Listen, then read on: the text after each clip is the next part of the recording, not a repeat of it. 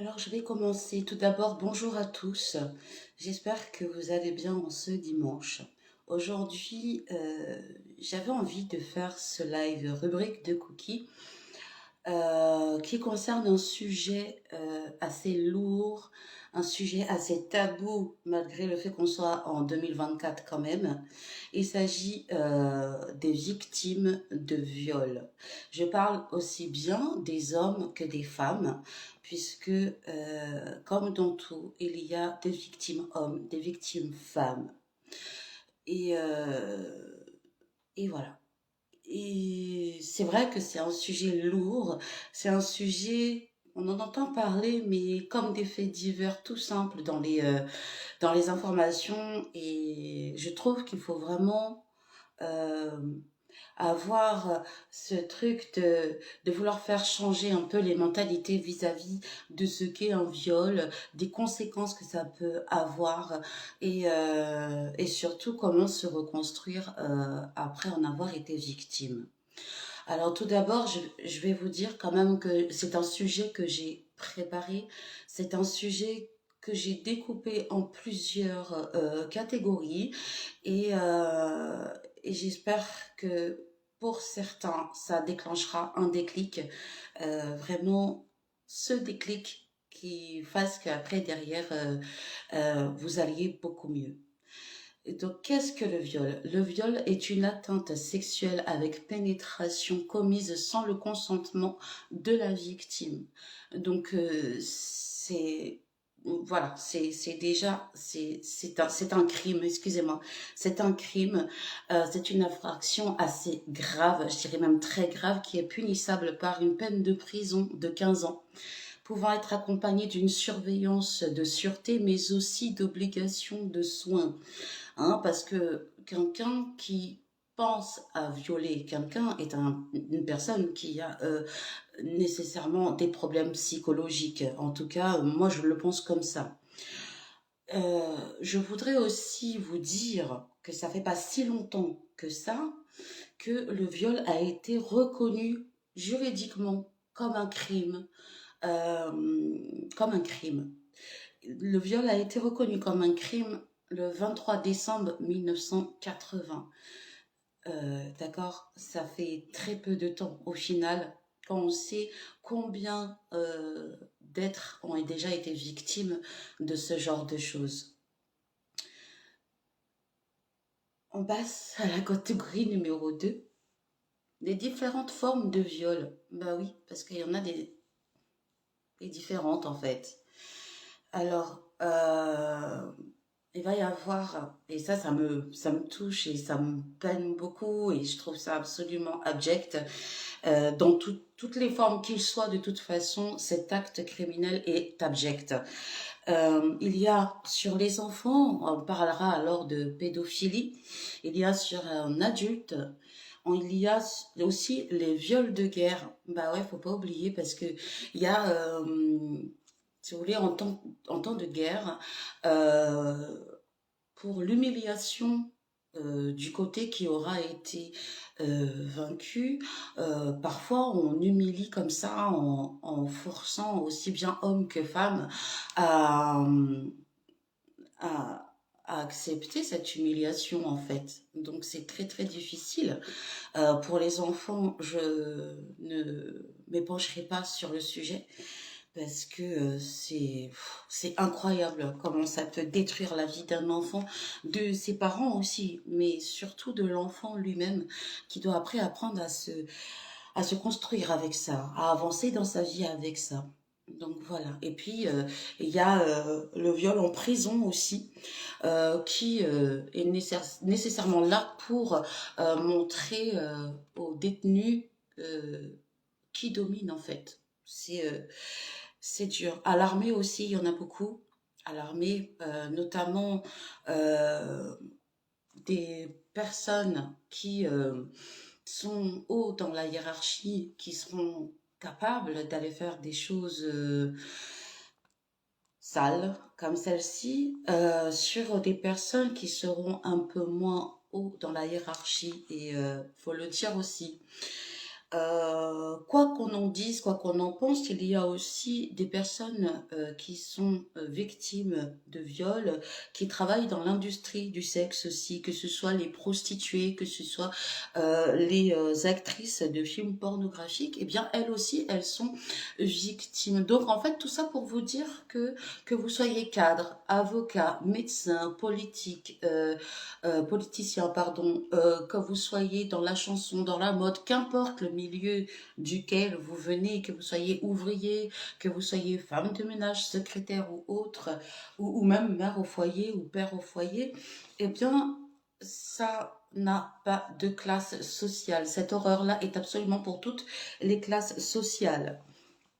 Il n'y en a pas qui sont plus privilégiés que d'autres, à qui ça n'arrive pas, c'est faux. Je dirais même que euh, dans chaque famille, je pense réellement que dans chaque famille, il y a des cas de viol qui sont tus ou qui sont dites.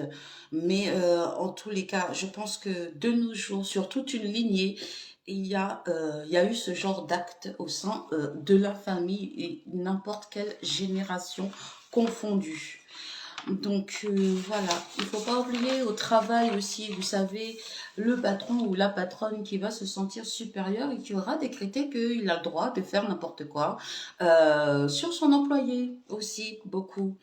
Et quoi qu'on en dise et quoi qu'on en pense, il y aura aussi à la maison. On parle souvent du viol conjugal que l'homme va vouloir forcer sa femme, mais le cas contraire existe aussi. Hein. Donc, et oui, ça existe qu'un homme soit forcé d'avoir des rapports avec sa femme et ça reste du viol conjugal. Voilà. Alors, quelles sont les conséquences euh, d'un viol?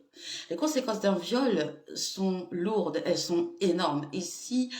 Euh, et si on se retrouve seul face à cette situation pour l'après, eh bien, ça peut avoir vraiment des conséquences dramatiques même. Hein. Je pense au suicide, je pense à se détruire, s'auto-détruire.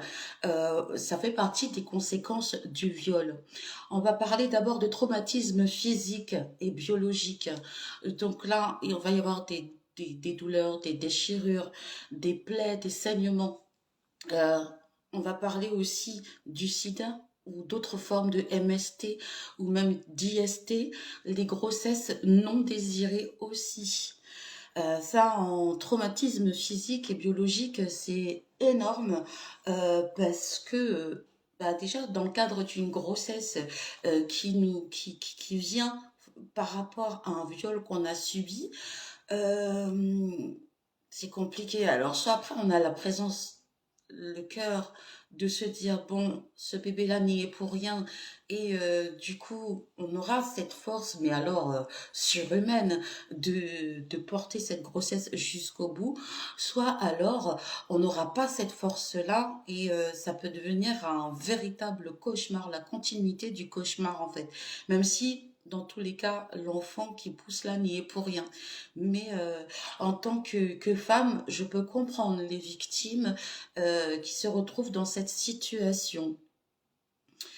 Ensuite, bah voilà, hein, le sida, parce que bah, hein, le très cher ou la très chère personne qui va se permettre de passer à l'acte de viol ne va pas nécessairement prendre le temps de se protéger, alors que c'est quelqu'un qui a ce genre de pratique assez régulière et qui est déjà bourré de maladies sexuellement transmissibles et qui va en avoir rien à foutre parce que dans tous les cas, pour moi, il est complètement atteint neurologiquement dans sa tête pour pouvoir passer à ce genre d'acte en fait. Donc, votre santé lui importe peu. Lui, c'est son moment c'est son action du moment qui lui importe dans tous les cas. Donc voilà.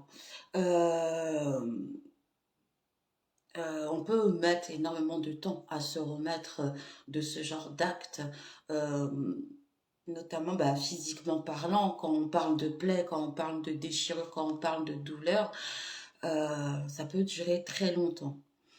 On a aussi les traumatismes psychologiques. Alors on a honte, on n'ose pas en parler à la famille parce que bah déjà peut-être que la personne aura dit ah oui mais c'est de ta faute si je t'ai fait ci, ah mais c'est de ta faute si je t'ai fait ça, mais regarde comment tu t'es habillé, tu demandais que ça. Ça va être des choses comme ça. Si en plus on n'a pas une certaine cohésion dans la famille, on peut se dire que la famille va nous dire ah bah tu l'as cherché, qu'est-ce que t'as fait, comment tu t'étais habillé. Vous voyez, c'est des réactions qui sont très dures à entendre, je suppose. Et puis la victime, elle a peur de tout ça en fait. Même des amis d'être jugés. Alors, je pense que quand on est victime de viol, on n'a ni envie d'être jugé, ni envie d'être pris en pitié, on veut juste de l'aide, tout simplement, on veut de l'aide. Et quand on la trouve, eh ben, c'est vraiment tant mieux. Quand on la trouve pas, on doit s'aider soi-même et ça, c'est vraiment compliqué. Et puis, on a honte envers nous-mêmes. On se dit, mais c'est ce qu'on appelle aussi la culpabilité parce qu'on se dit, mais qu'est-ce que j'ai fait? Mais pourquoi? Est-ce qu'à un moment donné, j'ai agi d'une façon qui a fait penser à cette personne que ben, j'étais d'accord, quoi, tout simplement. Alors que non, non, pas du tout. C'est juste cette personne qui a décrété que vous étiez d'accord. Bonjour Katou, que vous étiez d'accord et que ce n'est pas malheureusement le cas. Mais vous savez, en général, cette personne qui a la présence d'esprit, on va dire, de se lancer dans ce genre d'acte, ne vous entend même pas. Donc voilà, je trouve que c'est difficile, c'est vraiment difficile. Ensuite, on va parler de dysfonctionnement sexuel. Ça veut dire qu'on aura peur d'avoir un rapport sexuel ou bien tout à son opposé, on sera devenu plus que, plus que, plus que, oh là là, excusez-moi, j'en bug, mais plus qu'open, quoi, hein, où on va se dire que de toute façon, ce corps-là, il a déjà été sali, donc après tout, que les personnes en fassent ce qu'ils veulent, parce que, ben, dans tous les cas, ce corps ne m'appartient plus, donc pourquoi je vais aller souffrir encore? Je pense que c'est ce qu'on se dit à ce moment-là.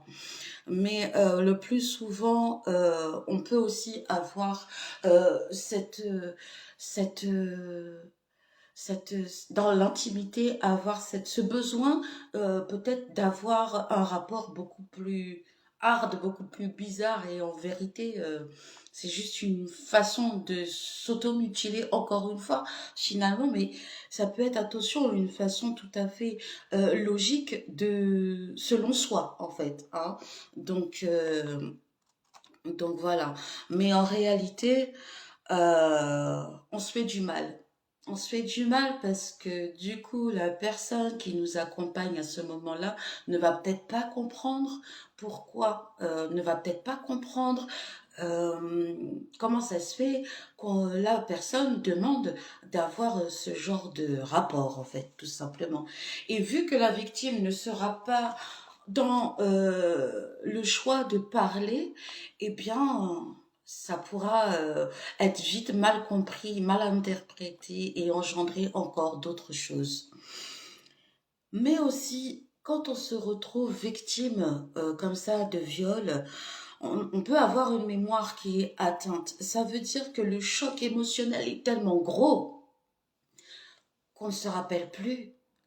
Ça veut dire que quand quelqu'un va te demander est-ce que tu es sûr qu'il y a eu ci, qu'il y a eu ça, ton subconscient ou ton conscient vont te dire que tu ne sais pas parce que c'est un gros trou noir qui s'est passé. C'est un gros trou noir parce que le cerveau, il est comme ça. À un moment donné, quand le choc est trop lourd pour lui, le cerveau se met en, en off, en off. Et lorsqu'on est victime comme ça, je le sais que le cerveau se met en off jusqu'à temps que ça s'arrête en fait. Parce que c'est, je sais pas si vous réalisez à quel point c'est traumatisant, que ce soit pour une femme ou pour un homme, mais c'est absolument traumatisant et enfin, voilà. Et donc, ce qui peut expliquer le trou noir du moment. Voilà. Ensuite, vous allez peut-être entrer dans une catégorie de personnes boulimiques, de personnes qui vont se scarifier, des personnes qui vont sombrer dans l'alcoolisme, dans l'anorexie, dans la drogue, parce que ce sera pour eux ce seul moyen peut-être d'oublier, parce que sur autant de victimes de viols qu'on a en France et dans les dom-toms, et partout ailleurs d'ailleurs, eh bien, pas beaucoup sont écoutés. Pas beaucoup sont écoutés, mais ça, j'en reviendrai après tout à l'heure pour vous expliquer un petit peu comment sont arrêtées les mentalités par rapport à ce genre d'actes, de crimes. Euh, donc voilà. Alors, je voulais donc vous dire que justement, lorsque une telle situation vous arrive, le premier réflexe, ça va être d'avoir envie de se doucher. Ça va être quitter les vêtements dans lesquels on se trouvait à ce moment-là. Mais vraiment, vraiment, vraiment, même si c'est très dur, hein, mais d'abord, il faut appeler le 17 ou le 15. Il faut autant que possible ne pas se laver tant qu'on n'a pas été faire un certificat médical pour pouvoir faire constater toutes les blessures que vous avez, pour faire constater, alors c'est sûr, hein, c'est très dur, hein, mais c'est nécessaire parce que ils vont avoir besoin de preuves susceptibles de confondre l'auteur des faits. Donc vraiment, c'est les vêtements encore, si vous voulez pas les garder, mettez-les dans un sac.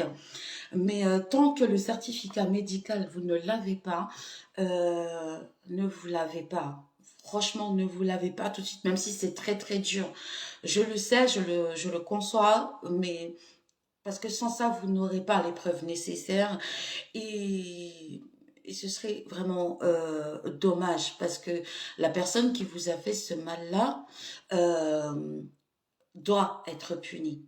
Donc, comme je vous ai dit en début de temps, soit c'est 15 ans en moyenne, soit ça peut être un peu plus longtemps et puis tout dépend de votre âge au moment des faits.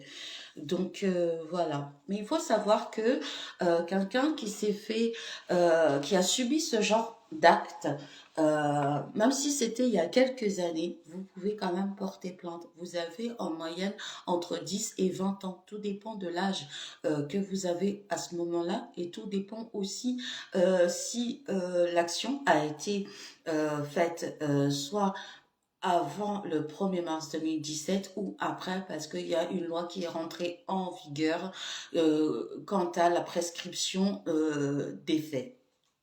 Donc, il faut parfois des années à une victime pour qu'elle puisse prendre son courage, toute sa force et accepter d'aller porter plainte dans un commissariat. Euh, et là encore, bah, ça dépendra de son âge, en fait. Si la personne était mineure, elle a jusqu'à ses 38 ans en moyenne pour pouvoir porter plainte. Si la personne était majeure, alors dans ce cas-là, on comptera 10 ans après les faits. Et puis après, eh ben, malheureusement, c'est une prescription.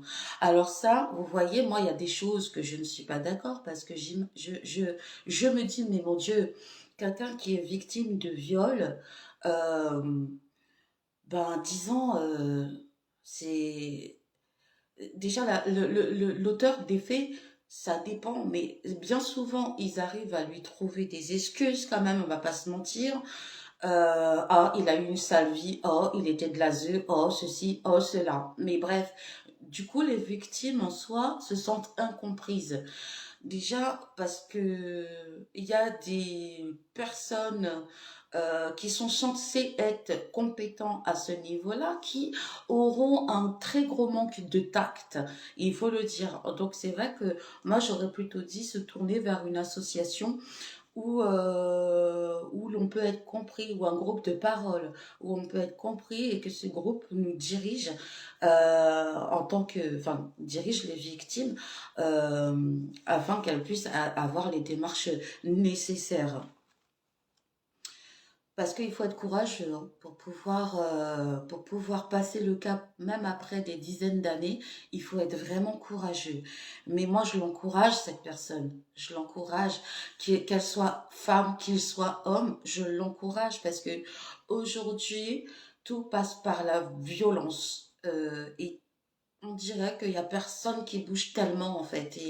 Et ces personnes-là, que ce soit homme, femme, ont besoin de soutien. Elles ont besoin d'un autre soutien que celui qu'on leur propose aujourd'hui. En tout cas, c'est mon avis personnel. Il faut savoir aussi, parce que comme je vous ai dit, j'ai préparé ce live vraiment, parce que ça me tenait vraiment à cœur de le faire. Parce que ben, j'en entends tout le temps, en fait, des personnes qui n'ont pas osé, des personnes qui se disent, mais de toute façon, il n'aura rien. S'il n'y a pas de traçabilité, c'est sûr que la personne ne sera jamais punie par la loi, réellement. Mais il faut savoir aussi que si l'auteur des faits est décédé entre-temps, vous pouvez, vous, poursuivre la succession de cet agresseur-là et par contre, vous disposez de 3 ans après les faits. Mais dans tous les cas, alors c'est sûr qu'il y en a qui vont me dire, oh mais oui, mais bon, sa succession n'a rien à y voir. Oui, peut-être, mais en tout cas, c'est quand même le père ou la mère de cette personne qui vous a fait du mal. Donc, on ne dit pas qu'ils vont aller en prison à la place de cette personne, mais il faut que ce soit su. Il faut vraiment que, je pense que les gens arrivent à se livrer un peu plus concernant ce sujet parce que ça pourrit toute une vie après. C'est-à-dire que vous intériorisez le tout et après, ça peut vous empêcher d'avancer comme vous le devriez. Parce que vous êtes toujours dans une forme de culpabilité, parce que ben, vous êtes rentré dans ce problème, comme j'ai cité tout à l'heure, de boulimie, d'alcoolisme, de drogue ou autre. Et du coup, bah, enfin, c'est pas de votre faute, la base de tout ça n'est pas de votre faute. Donc, je pense qu'à un moment donné, ne serait-ce que d'avoir fait l'acte d'aller déposer une plainte, d'avoir fait constater les choses, ça peut ne serait-ce que démarrer à la reconstruction, aider à ça en tous les cas. Sachez aussi que si l'agresseur, par contre, est toujours vivant, une poursuite civile est possible. Même si la victime n'a pas porté plainte, vous pouvez quand même, même des dizaines d'années après, vous pouvez encore porter plainte. Il n'y a pas de limite pour le faire, d'accord. Euh, alors, ce que j'ai retenu aussi en préparant le sujet, c'est que si l'homme ou la femme victime est âgé de 18 ans au moment des faits, le code pénal retient une prescription de 20 années révolue à partir de la date des faits. Donc voilà. Et puis, si l'homme ou la femme était mineur, on comptera alors 20 ans à partir du moment où il avait atteint sa majorité. Donc, ça, enfin, j'ai envie de dire, ça laisse un petit peu de temps pour quelqu'un qui était mineur à ce moment-là. Mais voilà, dans tous les cas, c'est difficile et je conseille de se faire accompagner parce que c'est retraverser tout ça, c'est ressortir de soi quelque chose qu'on avait peut-être finalement réussi à enfouir, mais qui quand même est nécessaire qu'il ressorte de sorte à ce qu'on avance mieux, hein. Donc voilà. Donc après, comme je vous ai dit, il y a une loi qui est rentrée en vigueur à partir du 1er mars 2017 et c'est pour ça que je vous invite à aller. Des fois, vous savez, vous avez des avocats conseils. Vous pouvez le faire ça aussi. Et puis aussi, vous retournez auprès d'associations qui justement sont... leur but est d'aider les personnes victimes de ce genre d'actes criminels.